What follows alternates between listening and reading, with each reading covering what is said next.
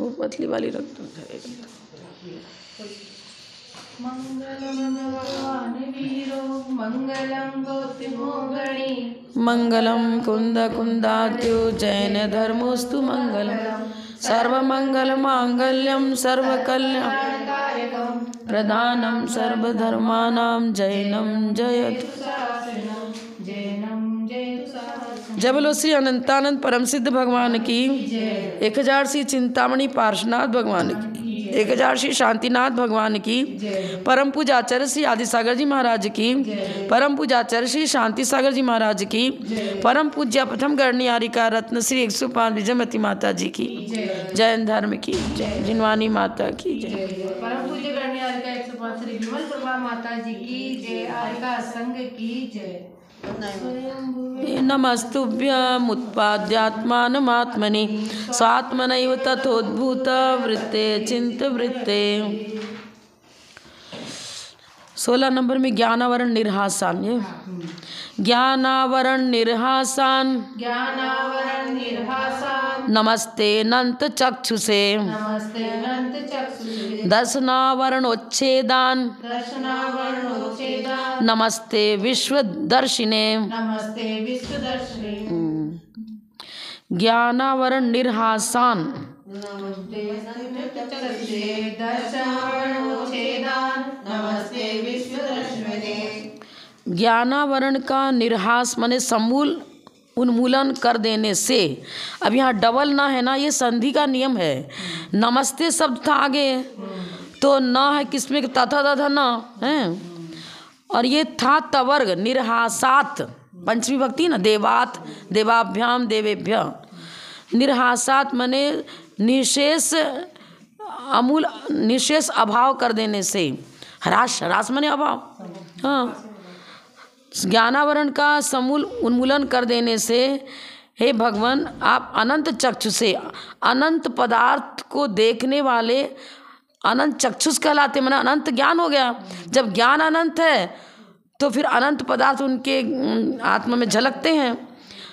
देखने का काम चक्षु करती है, पर यहाँ ज्ञान चक्षु की चर्चा है। अनंत चक्षु हो गए। दर्शनावरणोच्छेदन दर्शनावरण का समूल उच्छेदन कर देने से आप विश्व दृष्टा हैं। विश्व दृष्टा विश्व ज्ञाता ये चीज़ है। इसका लिख रहे हैं अनंत का अर्थ क्या है। अमर्यादी भूतानी केवल ज्ञान लोचनानी। मर्यादा रहित लोचन कौन बनेगा। केवल ज्ञान।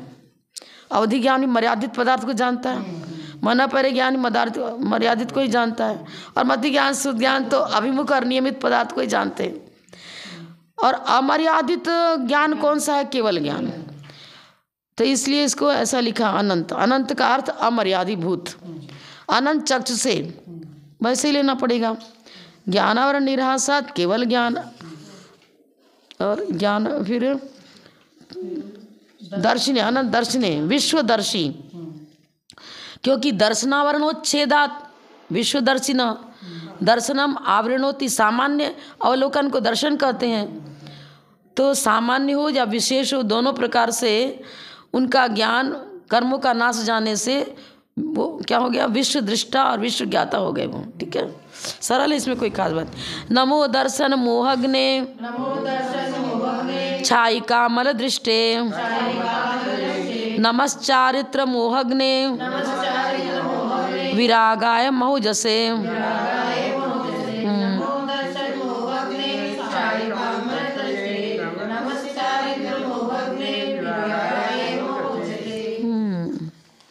दर्शन मोहग्ने दर्शन मोहिनी का घनन कर देने से आपको क्या हो गया। छायिक सम्यक दर्शन हो गया। अमल माने निर्मल, छायिक मतलब कर्मों के नाश होने से समूल नाश होने से प्रकट हुआ निर्मल सम्यक दर्शन। ठीक है, छायिका मल दृष्टि का मतलब दर्शन मोहिनी का समूल नाश हो जाने से आपका सम्यक दर्शन अति निर्मल हो गया। उसमें किसी प्रकार का कोई दोष नहीं है। तो अमल भी दिया और छायिक भी दिया, क्योंकि जो छायिक दर्शन है वही निर्मल होता है। छायोसमिक दर्शन निर्मल नहीं है, और उपसम समय दर्शन में मल नीचे जमा हुआ है, इसलिए वो भी पूर्णतः निर्मल नहीं है। नमस् चारित्र मोहने, चारित्र मोहिनी का भी समूल नाश कर दिया आपने। तो छपक श्रेणी आरोहण करके आपने चारित्र मोहिनी की सारी प्रकृतियाँ, 21 प्रकृतियाँ चारित्र मोहिनी की हैं, है ना। 21 कैसे हुई? अनंतान बंदी को छोड़ के 21 बनेगी, क्योंकि दर्शन मुनि का जब नाश हुआ तभी तो अनंतान बंदी भी गई साथ में। अब बच गई थी 21। जब चारित्र मुनि की छपड़ा करते हैं उस समय उनके पास मात्र 21 प्रकृतियाँ ही हैं मोहिनी कर्म की, जिस समय चारित्र मुनि की छपड़ा कर रहे हैं। क्योंकि चौथे गुण स्थान में आए तभी उनको तो छायिक समदर्शन हो गया। अब जब छायिक समदर्शन है तो अनंतान बंदी का उदय नहीं है, और छायिक समदर्शन में तो अनंतान बंदी का समूल नाश ही हो गया, सत्ता से उच्छेद हो गया। उपसम श्रेणी चढ़ने वाला चाहे दर्शन अनंतान बंदी की प्रकृति को सत्ता में रख सकता है। उपसम श्रेणी जिसने जो चढ़ रहा है उसने दर्शन मोहिनी की उपसमना करी है, और चारित्र मोहिनी की उपसमना कर रहा है, उसके तो सबकी सब सत्ता में है। लेकिन जब छपक श्रेणी चढ़ रहा है और चारित्र मोहिनी की छपना कर रहा है उस समय उसके पास सत्ता में मात्र 21 प्रकृतियाँ हैं। 21 प्रकृतियों की छपना करके छायिक चारित्र होता है, और 4 की पहले ही हो गई। 25 प्रकृतियाँ हैं ना, अनंतान बंदी की 4, अप्रत्याख्यान की 4, प्रत्याख्यान की 4, संजन की 4, 16 ये हो गई। फिर हास्य, प्रति, अरति, शोक, भय, जुगुप्सा, स्त्रीवेद, पुरुषवेद, नपुंसक वेद, कितनी हुई? बस 25। अब 25 में से 4 माइनस इसलिए करेंगे कि दर्शन मोहिनी की छपड़ा के समय ही उनकी छपड़ा हो गई, ये चीज़ इसलिए। चारित्र विरागी, राग जब चारित्र मोहिनी की छपड़ा हो जाती है तब उनको वीतरागी कहते हैं। वीतरागता तभी प्रकट होगी। पुनः कसमई महुजसे, महुजसे का मतलब क्या हुआ? विरागाय महुजसे, ओज माने होता है उत्साह, महुजसे महत ओजा उत्साहो यस्य स महुजसा तस्मै नमः। मतलब जो ओज का मतलब है उत्साह, उत्साह क्या लेना पड़ेगा? ओजस्वी बोलते हैं ना। तो आत्मिक रत्नत्रय गुणों का तेज जो प्रकट होता है उसी को यहाँ ओज कहेंगे।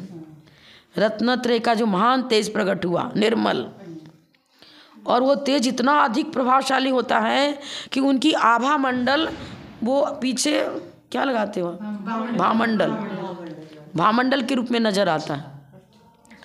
हाँ, और कोई अलग से फिट नहीं करते वहाँ भामंडल। अष्ट प्रातिहार में जो भामंडल है वो भगवान की आभा मंडल है, परम औदारिक शरीर से वो आभा निकलती है, इसलिए हम मौज से अलग से लिखा। चारित्र मोहिनी का नाश होते ही केवली हो गए, और जब केवली हो गए तो उनका शरीर परम औदारिक हो जाता है, और रत्नत्रय की महातेज से भामंडल पीछे नजर आता है। तो उस विवक्षा को लेकर के यहाँ मौज से विशेषण दिया गया, ठीक है। अब मेरी पुस्तक में अर्थ नहीं है, मतलब हमने संस्कृत वाली किताब ले रखी है। आप दर्शन मोहनीय कर्म के नाशक निर्मल शाही सम्यक दर्शन सहित चारित्र मोहिनी कर्म के नाशक वीतराग तथा अतिशय तेजस्वी है, अतः आपको नमस्कार है। ठीक है। नमस्ते अनंत वीर्याय, नमो अनंत सुखात्मने, नमस्ते अनंत लोकाय, लोकालोक विलोकिने,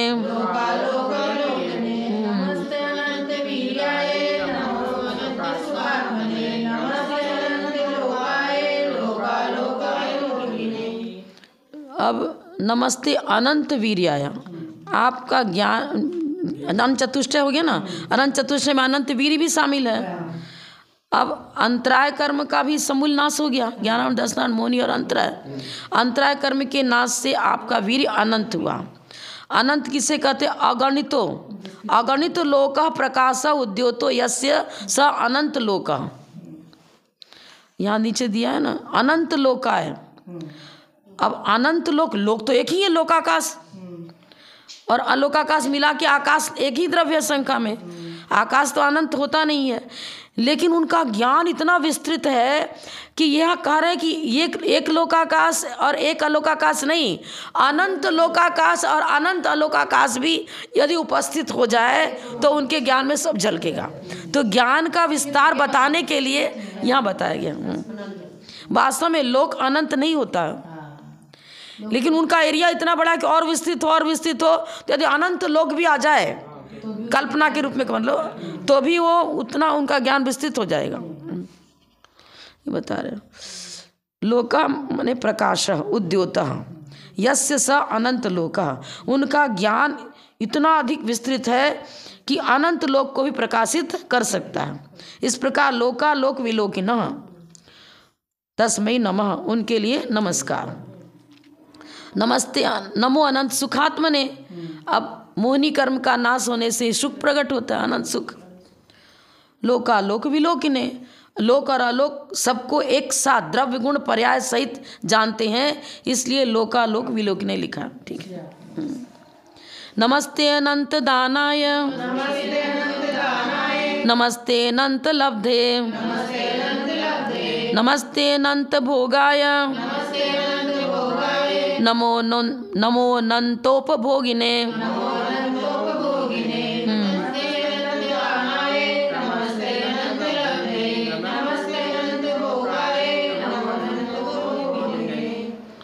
छाइक की चर्चा जहाँ आई है ना, छाइक गुणों की चर्चा, दान लाभ भोगो भोग वीर्याणि च, छाइक सम्यक छाइक ज्ञान, फिर छाइक दान छाइक लाभ छाइक भोग छाइक उपभोग और छाइक वीर्य आता है ना छाइक भावों में। तो यहाँ अनंत दान क्यों हुआ? उनकी दानांतराय कर्म का भी क्षय हो गया। तो अनंत दान भगवान के द्वारा क्या होता है? आप तो कोई वस्तु आहार दान दे रहे हो, औसत दान दे रहे हो, उनके द्वारा क्या दान हो रहा है? सब अनंत दान लिख रहे हैं। कोई ऐसा दान बाकी नहीं रहा जो उनके द्वारा ना होता हो।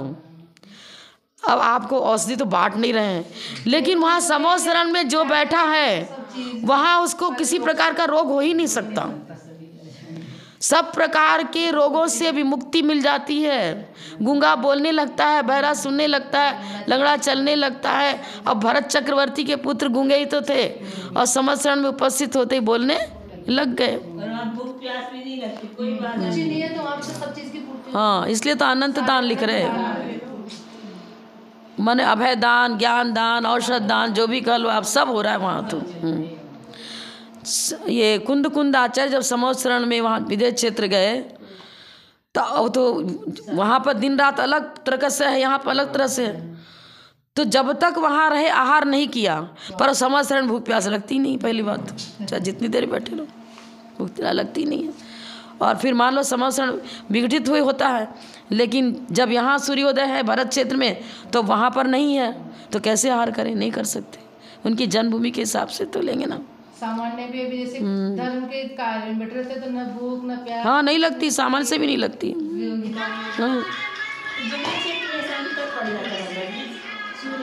हाँ, फर्क पड़ता है। अब आप सूर्य का तो 4 क्षेत्र है ना। देखो 2 सूर्य हैं विदेश क्षेत्र में, निषद पर्वत के। एक इधर से उदित हुआ, इधर आया। जब वो इधर आ रहा है तो उधर अंधेरा नहीं होगा क्या? इधर बढ़ रहा है उधर प्रकाश होता चला जाएगा। और फिर इधर वाला सूर्य ऐरावत क्षेत्र की ओर जाएगा। दोनों भरत क्षेत्र की ओर नहीं आते हैं। एक भरत क्षेत्र की ओर आएगा और दूसरे तरफ का ऐरावत क्षेत्र की ओर जाएगा। और दूरी के हिसाब से देखो, यहीं का यहीं अमेरिका में जब सूर्योदय होता है उस समय यहाँ रात रहती है। नहीं, विदेश क्षेत्र थोड़ी है। विदेश क्षेत्र कहाँ से हो जाएगा? ये भरत क्षेत्र के अंदर ही है। अमेरिका, रूस, जापान जो भी ले लो, सब आर्यखंड ही है। आर्यखंड ही है। ये विश्व तो इसी में है पूरा। मलेच्छ-खंड तो अभी जा ही नहीं सकते। जब चक्रवर्ती पैदा होगा, जब मलेच्छ-खंड में जाएगा वो तो दिशा का फर्क पड़ता होगा, जैसे होता है दूरी का फर्क पड़ता है। यहाँ भी सूर्योदय हो रहा है तो सुबह उतना प्रकाश रहता है क्या जितना दोपहर में है? चलो, नमो अनंत सुखात्मने लोकालोक हो गया। नमस्ते अनंत दान आया। नमस्ते अनंत लब्धे, अच्छाई की लब्धियाँ भी हैं उनको। छाइक लब्धि में क्या? भोग उपभोग दोनों के अलग लिख रहे हैं नीचे।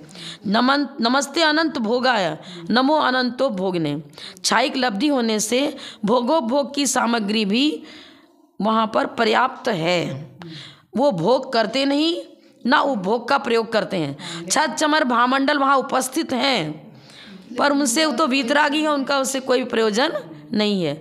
छत चमर भामंडल आदि तो उपभोग में आएंगे और भोग में पुष्प वृष्टि, ये रत्न वृष्टि, पुष्प वृष्टि जो भी हो रही है, पुष्प वृष्टि होती है ना, अष्टप्रात्यार में पुष्प वृष्टि है।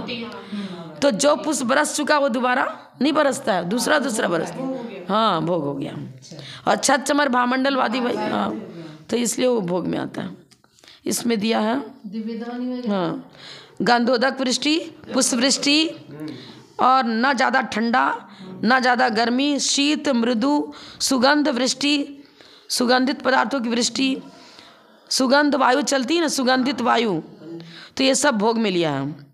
गंधोदक वृष्टि, पुष्प वृष्टि, ठंडी मृदु मृदु शीतल हवा बहती है, लेकिन इतनी ठंडी भी नहीं रहती कि सर्दी लगने लग जाए। सुगंधित वायु का बहना, ये सब भोग में लिया, क्योंकि एक बार ही वो होता है। सकृत भोग्यम वस्तु भोग, भोग किसे कहते हैं? सकृत भोग्यम, एक बार भोगने योग्य वस्तु को भोग कहते हैं। समयम स्वयं प्रति लिख रहे ना, प्रति मैंने अन्य प्रत्यन्य साधारण शरीर स्थिति हेतु पुण्य परमाणु नो कर्म अभिधानो भोगो यस्य, और भी लिखा है देखो, भोग किसे कहते? पुण्य परमाणु और नो कर्म, इनको ही भोग लिखा, क्योंकि पुण्य परमाणु जो एक उदय में आ गया वो निकल गया, अब जो स्थिति में वो आगे आएगा। तो तीर्थंकर प्रकृति जा का पुण्य का उदय चल रहा है, तो जैसे कि हमारे भी जो कर्म झड़ गए वो वापस वही नहीं बनते हैं। अब बंधे भी तो पर्याय बदल करके बने, कारमाल वर्गणाएं हो गई वो, तो वैसा नहीं। हाँ, दिव्य ध्वनि भी भोग में आएगी। बराबर। प्रति अन्य साधारण, अन्य साधारण में जो नहीं पाया जाता है ऐसा उनका परम औदारिक शरीर होता है। अनंतो भोगिने छत्र चामर सिंहासन अशोक वृक्ष को प्रमुख लेकर के वहाँ पर उपभोग सामग्री नजर आती। कहाँ? समोसरण में। समोसरण की जो रचना है वो रचना भी उपभोग में आएगी, उसमें मौजूद छत्र चमर सिंहासन भामंडल अशोक वृक्ष ये सब उपभोग में आते हैं। तो अनंतो भोगने में ये चीज लेंगे और उपभोग में वो लेंगे। समझ में आ गया ना? भोग में आ गई। हाँ, एक पुस्तक वो दे दी तो मेरे पास में, क्योंकि मेरे को पन्ना इधर पलटना पड़ेगा। इन्होंने क्या किया है, संस्कृत की टीका यहाँ करी है, हिंदी टीका बाद में करी है, तो पलटने में थोड़ा गड़बड़ हो जाता है।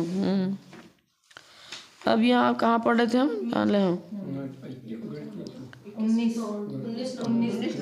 हे जिनेंद्र, आप अनंत दान गुण युक्त, अनंत लब्धि सहित, अनंत भोग रूप, छायिक भाव युक्त और अनंत उपभोग युक्त है, अतः आपको नमस्कार है। ठीक है, कोई विशेष नहीं इसमें भी कोई कभी। नमः परम योगाय। अब ये योगाय नहीं पढ़ना पड़ेगा, परम, हाँ ये भी हो सकता है। नमस्तुभ्य मयोनये, नमस्तुभ्य मयोनये, मयोनये, नमः परम पूताय, नमस्ते परमर्षे,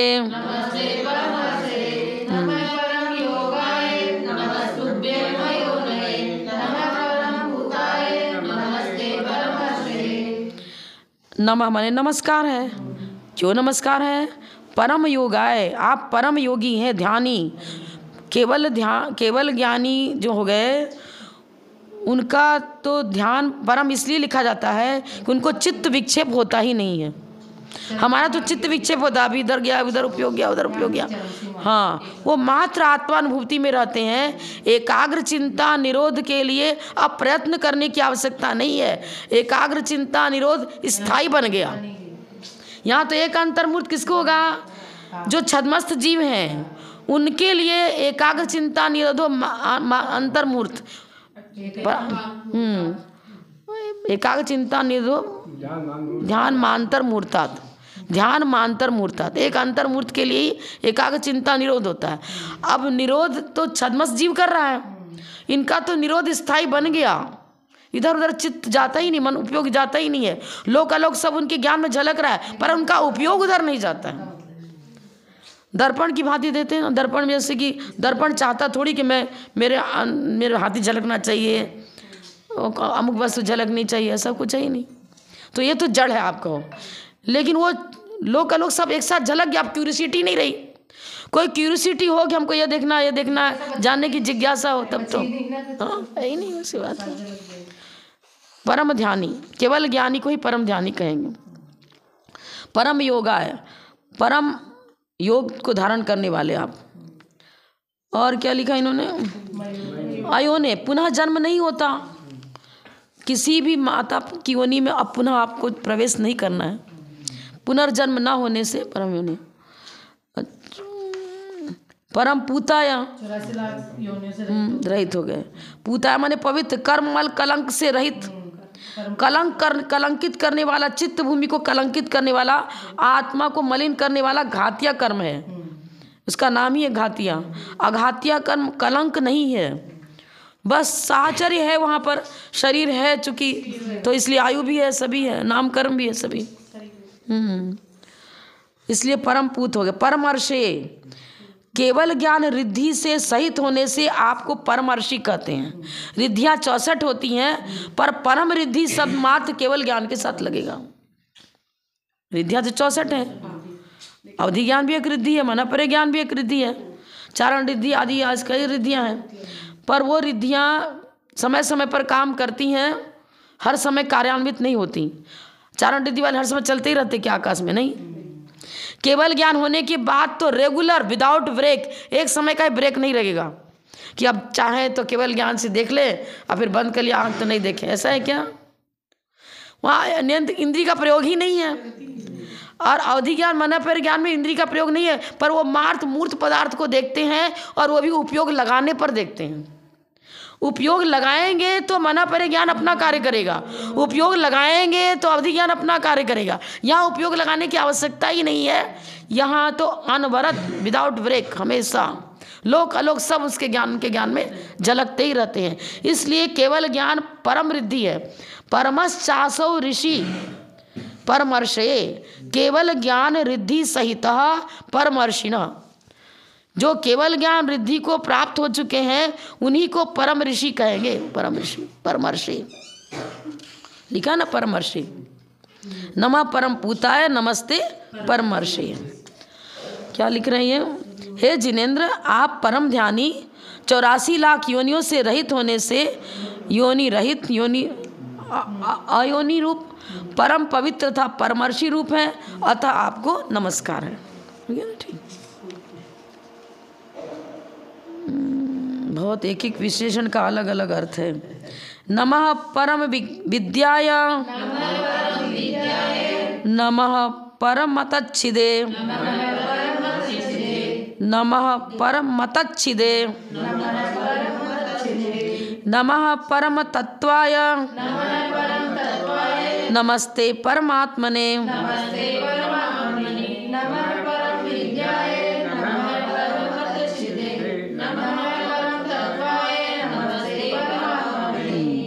अब केवल ज्ञान लिख ही दिया तो फिर परम विद्या लिखने की क्या आवश्यकता क्या है? कुछ दूरी पार कर गए। मति ज्ञान, श्रुत ज्ञान, अवधि ज्ञान, मनपरे ज्ञान से जब रहित हो जाएंगे तब वो परम विद्या प्रकट होगी। एक समय केवल ज्ञान अकेला होता है, एक दो ज्ञान हो तो मति श्रुत ज्ञान, तीन ज्ञान हो तो मति श्रुत अवधि अथवा मति श्रुत मनपरे, और चारों हो तो मति श्रुत अवधि और मनपरे, और केवल ज्ञान होगा तो अकेला। फिर वो मति श्रुत के तो रही नहीं ना। ये तो छायोपसमिक है, चार ज्ञान छायोपसमिक है। यहाँ देशघाती प्रकृति का उदय होता है, वहाँ उदय ही नहीं, देशघाती का भी नहीं उदय, सर्वघाती का भी उदय नहीं, कोई समूल नष्ट ही हो गया। अब देशघाती सर्वघाती की चर्चा ही क्या? लिख रहे हैं मति श्रुत अवधि मन पर्य रहिता विद्या परम विद्या यस्य इति परम विद्या, परम विद्या उन्हीं को कहेंगे। ऐसा है। नम परम मतच्छिदे। अब यहाँ पर ये क्या बात है भाई, यहाँ पर ऑफ करके आओ, नहीं तो आओ ही मत आप तो। यहाँ पर साइलेंट भी नहीं, आप तो सीधे एकदम लॉक करके आइए। आए ही नहीं तभी ऐसी बात है तो आने की जरूरत नहीं यहाँ पर। फिर बार बार सबको डिस्टर्ब करना मतलब क्या। नमः परमतच्छिदे परकीय मतम चिनत्ति इति परमतः, एकांत मत का छेदन, मिथ्या मतों का खंडन। एकांतवादी जितने हैं ना, एकांत, विपरीत, विनय, संशय और अज्ञान, मिथ्यात्व हो गया और इनके अनेक ब्रांच हैं। अब कोई नित्य वस्तु को नित्य ही मानता है, कोई अनित्य ही मानता है, कोई एक ही मानता है, कोई अनेक मानता है, कोई वस्तु को निर्गुण, गुण अलग पड़ा हुआ है, द्रव्य अलग पड़ा हुआ है, ऐसा ही मानते हैं। इस तरह जितने भी अन्य मिथ्या मत हैं वो परकीय मतों को चिनत्ति, नष्ट करने वाले हैं, पर मत का खंडन करते हैं। इसलिए आपको परमतच्छिदे विशेषण दिया है। और परमतच्छिदे ये तभी संभव है, किसके द्वारा संभव है? जो केवली हो चुका है। परम विद्या के द्वारा ही परम मत का छेदन संभव है। माने जैन शासन जिन धर्म को छोड़कर अन्य धर्म सभी मिथ्या हैं, उनमें तो दोष ही है। निर्दोष यदि कोई है तो मात्र जैन फिलॉसफी है, जैन धर्म है। तो परम विद्या से जैन फिलॉसफी ले लेंगे और उसी में वो शक्ति है कि वस्तु तत्व का यथार्थ परूपण करता है। जब यथार्थता आएगी तो परमत अपने आप खंडित हो जाएगा। ठीक है, अपने आप खंडित हो जाएगा। नमः परम तत्वाय, अब परम तत्व से जीव तत्व लेते हैं और परम तत्व में शुद्ध जीव तत्व लेंगे, शुद्ध निश्चय नय का विषयभूत जो शुद्ध द्रव्य है वो ले लेंगे। नमस्ते परमात्मने, और परमात्मा अरहंत अवस्था को आप प्राप्त कर चुके, अब परमात्मा पद से अरहंत अवस्था लेंगे, क्योंकि पंच परमेश्वरी में अरहंत को परमात्मा में लिया, सकल परमात्मा में, और निकल परमात्मा में सिद्ध भगवान को लिया। आप केवल ज्ञान विद्या के धारक होने से परम विद्या, अन्य मतों के उच्छेदक होने से परमतच्छिद, परम आत्म तत्व स्वरूप हो। परम आत्म तत्व माने शुद्ध आत्म तत्व, घात्या कर्म से रहित होने से आप परम तत्व रूप हैं। इस परमात्मा तो आपको नमस्कार है। नहीं, ये नियम लेना पड़ेगा। यहाँ पर आपको मोबाइल भले लेकर के आओ, रास्ते में जरूरत पड़ जाए, लेकिन जब क्लास प्रारंभ हो जाए उस समय उसको लॉक करो। नमः परम रूपाय, नमः परम तेजसे, नमः परम मार्गाय, नमस्ते परमेष्ठिने।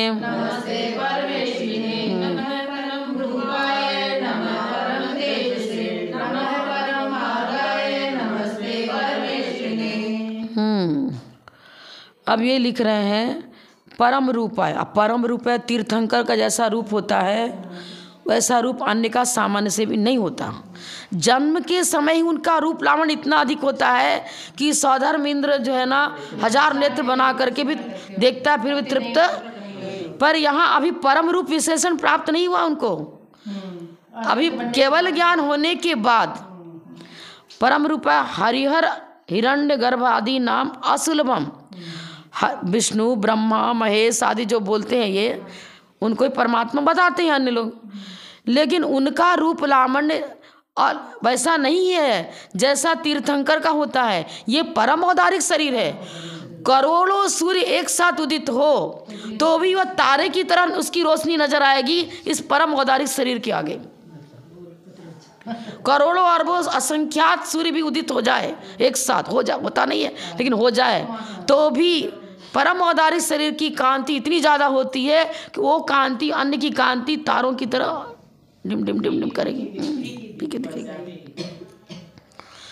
जब ही तो वहाँ दिन रात का भेद नजर नहीं आता। जहाँ समोसरण है वहाँ अंधेरा होता ही नहीं है। उनकी भामंडल का प्रकाश ही इतना अधिक होता है परम औदारिक शरीर का कि वो सूर्यास्त नजर ही नहीं आता। कब सूर्य उदय हुआ कब अस्त हुआ मालूम नहीं पड़ता वहाँ। हरिहर ब्रह्मा विष्णु महेश हिरण्यगर्भ आदि उनके देवताओं का नाम है। उसमें असुलभ, उसमें सुलभ है ही नहीं, उसमें वो संभव ही नहीं है। जैसा आपका रूप है वैसा अन्य का नहीं है, इसलिए परम रूप है। नवा परम तेज से, और तेज भी है, तेज तो रहेगा ही, सौंदर्य भी है और प्रकाश भी है, क्योंकि अब बता ही रहे कि करोड़ों सूर्य हो जाए तो भी वो प्रकाश उस अन्य में नहीं रहता। नमः परम मार्गाय, परम मार्ग रत्नत्रय फिर मोक्ष मार्ग है, उसके प्रवर्तक आप ही हो। नमस्ते परमेश ने, परम पद पर स्थित होने से आप परमेश ही हैं। ये चीज हे जिनेन्द्र देव, अतिशय सुंदर अति तेजस्वी मोक्ष मार्ग स्वरूप परम पद में स्थित आपको नमस्कार है। आप अति सुंदर विशाल तेजस्वी मोक्ष मार्ग स्वरूप परमेश्वरी हैं, अतः आपको नमस्कार है। मैं तो बहुत सारा दिया है लेकिन मैं छोड़ दे रही हूँ, कोटेशन दिए हर ग्रंथों के, अभी तो बहुत लंबा हो जाएगा फिर तो। परमेष्ठी में लिखा है इंद्र धरणेन्द्र गणेन्द्र मतलब गणधर परमेष्ठी, उनके द्वारा भी आप वंदित हैं, इसलिए आप परमेष्ठी कहे जाते हैं। इंद्र धरण, हाँ, सौधर्म आदि 16 स्वर्ग के इंद्र हो, धरणेन्द्र हो, पाताल लोक के हो, गणधर परमेष्ठी हो, उन सबके द्वारा आप वंदित हैं। 100 इंद्रों के द्वारा वंदित होने से आप परमेष्ठी कहे जाते हैं। और मोक्ष मार्ग में वही रत्नत्रय मोक्ष मार्ग के प्रणेता होने से मार्ग भी वही है, रत्नत्रय मोक्ष मार्ग। अब उसके आगे क्या है? परमर्धि जुसे धामने परम ज्योतिषे नमः नमः पारे तमः प्राप्त धामने परतरात्मने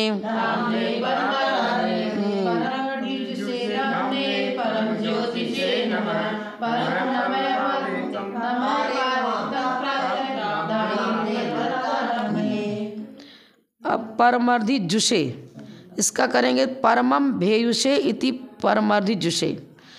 परमम उत्कृष्टम धाम तेज भामन की दीप्ति जिनको प्राप्त हो चुकी है वो कहलाते परमर्धि जुषे। जुष माने प्राप्ति, यूषे माने प्राप्त। इसमें इसी ने अब यूषे है इस पुस्तक में, यूषे है इस पुस्तक में, परमर्धि जुषे है, अर्थ दोनों का एक ही होगा।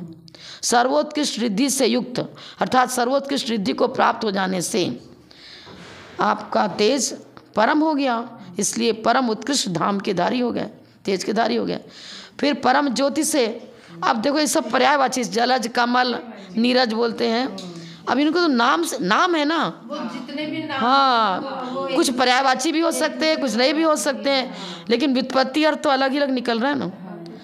परमम ज्योति चक्षु, प्रायः परम ज्योति, इस चक्षु के द्वारा लिमिटेड माने मर्यादित वस्तु को ही देखा जा सकता है, पर परम ज्योति वो है जिसमें इंद्रियजन ज्ञान होता ही नहीं, अतीन्द्रिय ज्ञान होता है।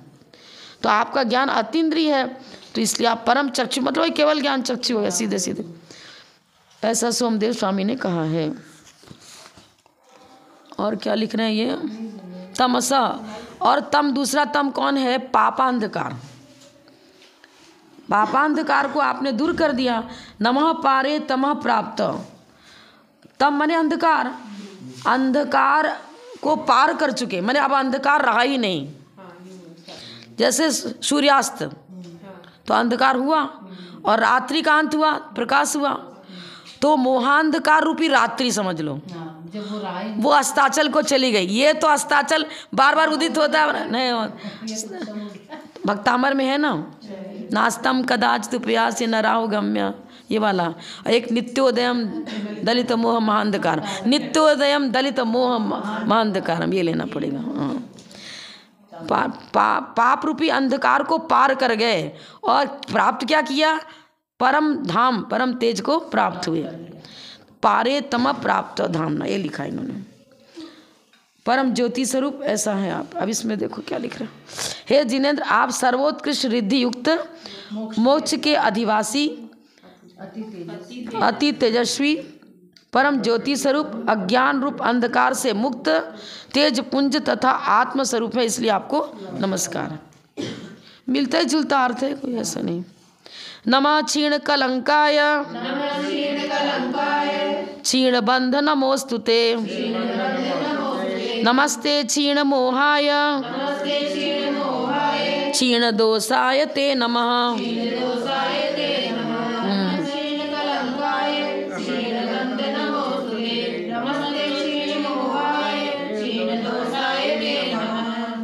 अर्थ तो देखो एक जैसा ही आएगा, शब्द बदल रहे हैं। नमः क्षीण कलंकाय, कलंक आत्मा को दोषयुक्त करने में जो घातिया कर्म था वो आपका नष्ट हो गया, क्षीण हो गया, इसलिए आप क्षीण कलंक कहलाते हो। फिर नारायण आदि जो है ना, उनके साथ तो सपत्नी पत्नी है, तो वो ईश्वर नहीं कहला सकते। जो सपत्नीक है वो ईश्वर नहीं हो सकते, और वो तो मोहनी कर्म से भी सहित है, कलंक सहित भी है। तो बंध विच्युति जिनकी हो गई, किसी भी कर्म का बंध जिनके होता ही नहीं है। अब कर्म बंध से सर्वथा मुक्त कौन है? एक तो स्त्री अनुभाग बंध जब छूट गया तभी एक तरह क्षीण बंद हो गए, क्योंकि ये तो रूखी दीवार है, उस पर आपने रूखा बालू फेंका तो ठहरी घिसट जाएगी। प्रकृति प्रदेश बंध को वास्तव में बंध की कहीं कहना ही बेकार है, क्योंकि वो रुकता नहीं है, तो चित्त भूमि को दूषित नहीं करता। तो प्रकृति प्रदेश बंध के रहते हुए भी उसका दुष्प्रभाव उनके आत्मकक्ष पर नहीं होता, तो अनंत अवस्था में वो क्षीण बंध कहलाने लग गए, क्योंकि स्थिर और अनुभाग बंध नहीं है। पर अन्य जिनको परमात्मा कहते हैं, विष्णु, महेश, पार्वती, शंकर जी, वो तो क्षीण बंध हुए नहीं। जब क्षीण बंध नहीं है तो नमोस्तुते कैसे लगेगा? नमन उन्हीं को होगा जो क्षीण बंद हो चुके। नमस्ते क्षीण मोह है, जिन्होंने मोहनी कर्म को क्षीण कर दिया, नष्ट कर दिया, उनके लिए नमस्कार है। जो 18 दोषों से रहित हो चुके वही नमस्करणीय हैं। और वो तो बार बार जन्म ले रहे, कभी राम के रूप में, कृष्ण के रूप में बता रहे हैं, उनके तो वही भगवान पुनर्जन्म पहले तो होगा ही नहीं। उनके तो बार बार बता रहे ना उस जन्म में तो। जिन्होंने घातिया कर्म नष्ट कर दिया उनका पुनर्जन्म नहीं होता, और घातिया कर्म नष्ट करने के बाद ही परमात्मा संज्ञा सही बनेगी, यथार्थ बनेगी। बाकी आप किसी का नाम परमात्मा ही रख दो ना, कोई व्यक्ति अपने बेटे का नाम परमात्मा रख दो तो रख दो, नाम निक्षेप की अपेक्षा वही परमात्मा है। नाम निक्षेप की अपेक्षा स्थापना निक्षेप में भी वो स्थापनाभास, अनुमानाभास जिसको बोलते हैं, क्योंकि स्थापना में उसी गुण वाले की उसमें स्थापना की जाती है। अब उसमें वो गुण की स्थापना कैसे हो? है ही नहीं ना उसमें स्थापना। मूर्ति में आपने जिन भगवान की स्थापना करी, ठीक है, तो उसमें सूर्य मंत्र वगैरह दे करके उनको उसी प्रकार की स्थापना का मंत्र दिया जाता है ना, मंत्र संस्कार किए जाते हैं। तो जिनको जीवंत आप विष्णु, महेश, ब्रह्मा जी कह रहे हो, तो भैया उन पर कौन सी स्थापना हुई है? दीक्षा का समारोह हुआ क्या उनका? कोई दीक्षा वे ली क्या? संवत्सरण रचा क्या? 100 दिन उनको नमस्कार कर रहे हैं क्या? फिर कहाँ से हुआ? स्थापना निक्षेप भी घटित नहीं होगा उसमें। ऐसा नमस्ते क्षीण दोष है, क्षीण बंध यही लिख रहे हैं इसमें भी। क्षीण दोष 25 दोष, 25 दोषों से रहित तब क्षीण दोष होंगे। अब 25 दोष मतलब वो सम्यक दर्शन संबंधी ले लिया इन्होंने। सम्यक दर्शन, सम्यक ज्ञान, सम्यक चारित्र, सभी के जितने भी दोष बताए गए वो सब दोष हट जाएंगे, तब वो क्षीण दोष कहलाएंगे। 25 दोषों से रहित। ज्ञान के भी दोष बताते हैं ना, शंका ने ये अतिव्याप्ति, अव्याप्ति, असंभव आदि दोष भी हैं। संशय, विपर्य, अनध्यवसाय ये दोष हैं ज्ञान के, उससे भी रहित हो गए। फिर चारित्र में भी तो दोष है ही, मतलब जब तक छायासमिक चारित्र है तब तक सदोष है। छायासमिक चारित्र जब तक प्रमाद है, जब तक चारित्र सदोष तो रहेगा, भले संजन कसाई क्यों ना हो, प्रमाद तो है ना। जैसे ब्रह्मा जी, विष्णु जी को देव का नाम है, जैसे देव देवता है, तो उनमें से ब्रह्मा जी वो भी नहीं है। चारों गतियों में किसी में नहीं है, तो भी नहीं है। चारों गतियों में किसी में भी नहीं है। कैसे पूछते हैं लोग? ऐसा है, हमारे ही यहाँ से ये जितने 363 पाखंड निकले हैं, ये अपने ही लोगों के द्वारा, मारीची के द्वारा निकाला गया।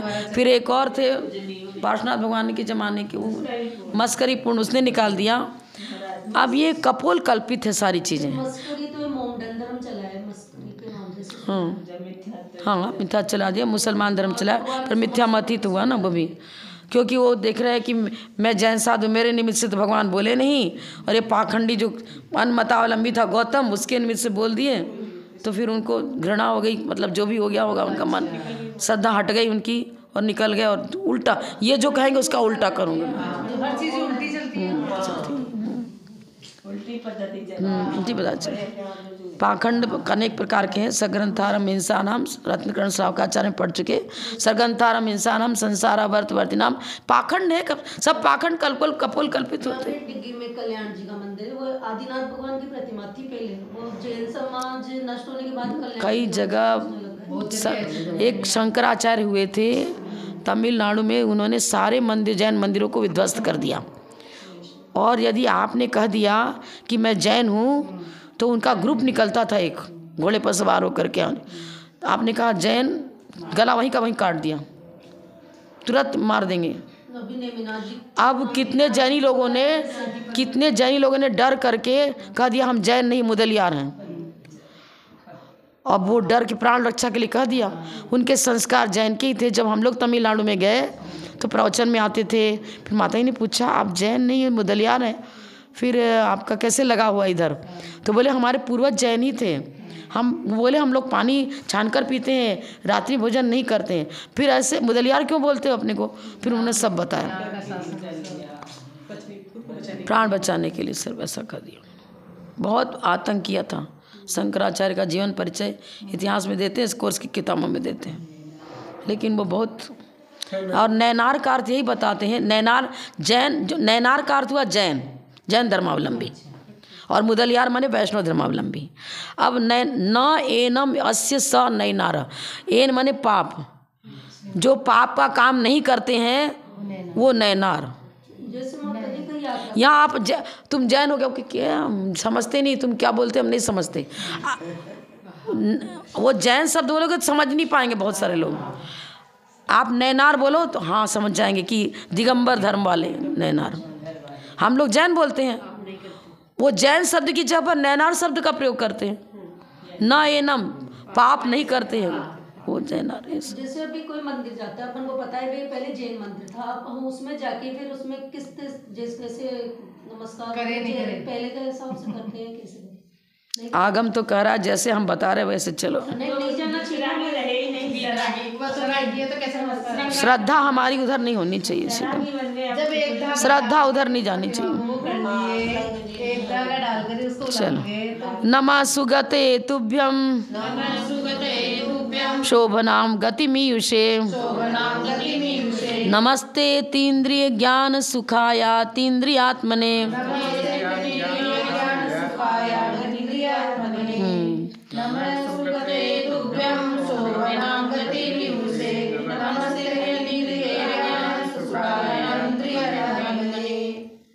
अर्थ वही का वही है। यहाँ गम धातु का अर्थ ज्ञान ही लेना पड़ेगा। अवगच्छति मैंने जानता है, इसी तरह यहाँ गम धातु सुगते के लिए लिखा है। अगर सुगत वो बौद्ध को बोलते हैं, सुगत बौद्ध धर्मा वाले बौद्ध को सुगत दूसरा नाम देते हैं वो लोग। लेकिन यहाँ आचार्य बोलते हैं केवल ज्ञान जिन्होंने प्राप्त कर लिया है उन्हीं के लिए सुगते शब्द सुटेबल होगा, माने यथार्थ माना जाएगा। वो जिनको वो बौद्ध कह रहे हैं वो जब छद्मस्त अवस्था उनकी है, खाना पीना भी चल रहा है, भूख प्यास लगती है, इसलिए उनके साथ वो सुगत नाम यथार्थ नहीं होना चाहिए। किसके साथ होना चाहिए? जो केवल ज्ञान को प्राप्त कर चुके हैं। सुगते सुष्ठु शोभनाम गति केवल ज्ञानम यस्य स सुगति सुगते तस्मै नमः, उनके लिए नमस्कार। फिर शोभनाम गतिमयु से, शोभनाम गति माने मोक्ष मार्ग ही सब गमन मार्ग। तो सबसे श्रेष्ठ मार्ग कौन है? रत्नत्रय रूपी मोक्ष मार्ग है। तो उसको जो प्राप्त हो चुके हैं उनके लिए नमन। अभी आपको कि हम मार्ग ही क्यों लिख दिया? अभी मोक्ष गए नहीं ना, 13वें गुण स्थान में तो है, अभी संसारी ही है। अर्धनारीश्वर करे ना, आधे ही शत्रु गए हैं, अभी तो आधे मौजूद हैं। तो अभी मोक्ष मार्गी हैं, मोक्ष को उपलब्ध नहीं कर पाए हैं, लेकिन नियामक है उनका कि आगे जन्म नहीं लेंगे, चरम शरीर है, मोक्ष जाएंगे, केवल ज्ञान प्राप्त कर चुके। अब क्या रहा? मैंने नाव से उतरे नहीं है, नाव किनारे लग गया है, बस तट पर पैर रखना बाकी है, इतना ही है, समझ लो। नमस्ते अतीन्द्रिय ज्ञान, इंद्रियों की सहायता के बिना ही उनका जानना देखना होता है, सर्वज्ञ हैं। तो अतीन्द्रिय ज्ञान उनको विशेषण दे दिया। जो अतीन्द्रिय ज्ञान के धारी हैं और अतीन्द्रिय सुख को प्राप्त कर चुके हैं उनके लिए नमस्कार है।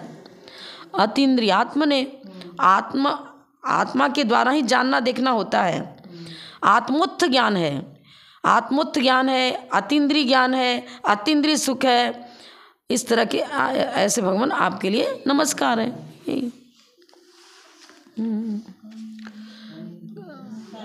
नवा गुस्से काय बंधन निर्मुक्त सुगते।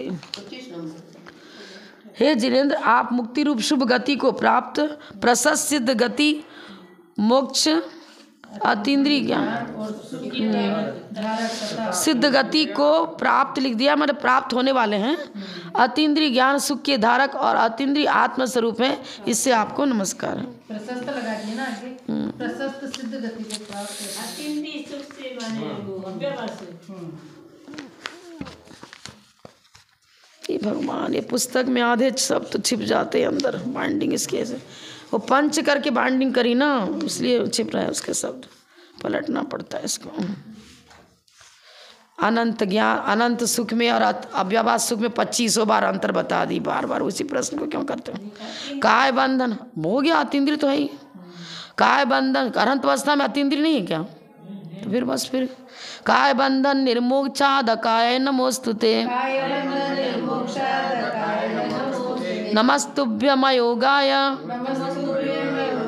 मयोगाय योगिनाम अधियोगिने।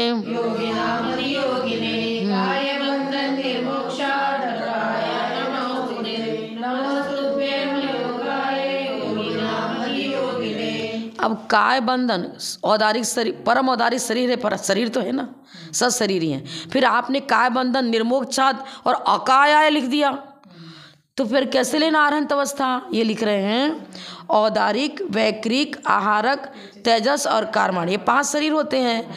अब काय बंधन निर्मोक्त तो किससे मुक्त हुए? अपनी बुद्धि लगाओ, वैक्रिक शरीर से रहित, आहारक शरीर से रहित और औदारिक शरीर से रहित, पर तेजस और कार्माण हैं। तो कौन सा बंधन से रहित और कौन से बंधन से सहित अपनी विवक्षा के अनुसार, आगम के अनुसार समझ लो। तो औदारिक, वैक्रिक और आहारक, इन 3 शरीरों के तो से सर्वथा रहित हो गए, और तेजस और कार्माण से भी कथनचित रहित, कथनचित रहित। आपको ऐसे कैसे रहित, कथनचित सहित? अब कार्माण में तो ज्ञानावरण, दर्शनावरण, अंतराय मोहिनी भी शामिल है ना कार्माण में। भाई 8 कर्म को, 8 कर्मों के समूह को कार्माण शरीर कहते हैं। अब आघातीय कर्म सिर्फ रह गए,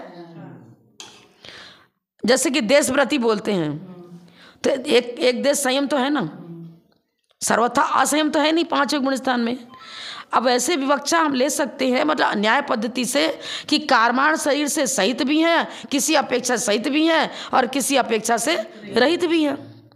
भाई ज्ञानावरण आदि 8 घातीय कर्म तो नहीं है उनमें। हाँ, आप तिजोरी में आपने कुछ पैसे रखे, अब कुछ निकाल लिए, कुछ है भी 100 में 100 रुपया तो नहीं, लेकिन 50 तो निकाल चुके थे, 50 खाली ना। हाँ, यही बात है। तो कार बंधन निर्मोच्छाद ये भी सही है। और सर्वथा आघातीय कर्म तो क्या है? वो जली हुई रस्सी की तरह समझ लो, मतलब वो आत्म कक्ष को दूषित नहीं करते हैं, उपस्थिति है वहाँ, साचर्य मात्र है। उससे कुछ उनको यही कि अब आयु कर्म चूंकि बेड़ी पड़ी है ना, आयु कर्म का जब अभाव हो तो इनका अभाव, तो जब तक आयु है तब तक वो सशरीर ही कहलाएंगे, रहेगा वो शरीर तो। और प्रकृति प्रदेश बंद होता है, स्थिति अनुभाग बंद होता भी नहीं उससे, ये चीज़ है। न विद्यते काया शरीर यस्य स अकाया। अब परम औदारिक शरीर उनको है, तेजस और कार्माण शरीर है। इस प्रकार से 3 शरीर तो है, लेकिन अकाय किसकी अपेक्षा हुआ बता चुकी मैं, औदारिक, वैक्रिक, आहारक ये नहीं है, ठीक है। अयोगाय, अब अयोगाय कैसे कह दिया आपने? तो योग कितने होते हैं? 15 योग होते हैं। अब 15 के 15 योग यहाँ मौजूद है क्या? मौजूद है अनंत अवस्था में? नहीं। अब सत्य मनोयोग, अब ये भी उपचार से, क्योंकि उनको द्रव्य मन है, भाव मन नहीं है। भाव मतलब तो भाव मन का मतलब छायोपशमिक ज्ञान, छायोपशमिक। हाँ, तो वो लब्ध, हाँ वो नहीं है ना, केवल ज्ञान होने पर है ही नहीं, ये बात है। तो सभी का एक, ठीक है, सत्य मनोयोग, अनुभव मनोयोग, सत्य वचन योग, अनुभव वचन योग, फिर औदारिक का योग, और ये औदारिक मिश्र और कार्माण, 7 होते हैं।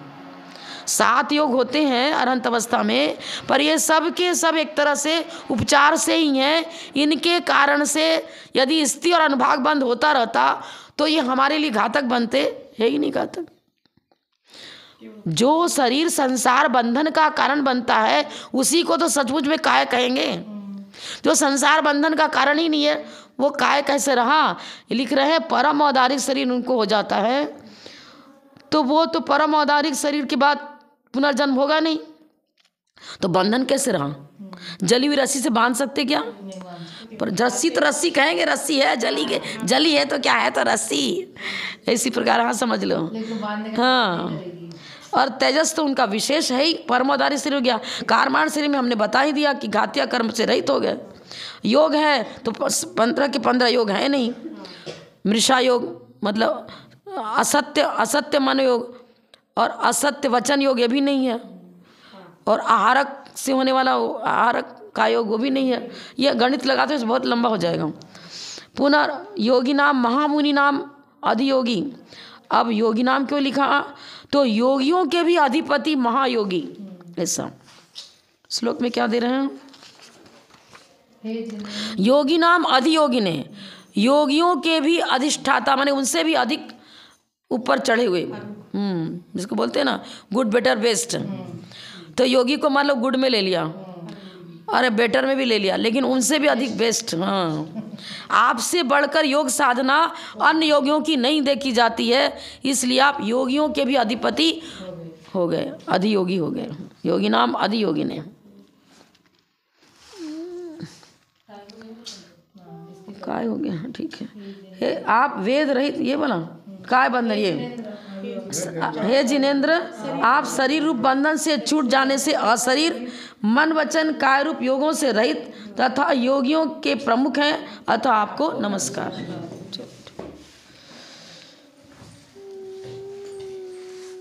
कुछ विवक्षा ना इसमें है ना इसमें है।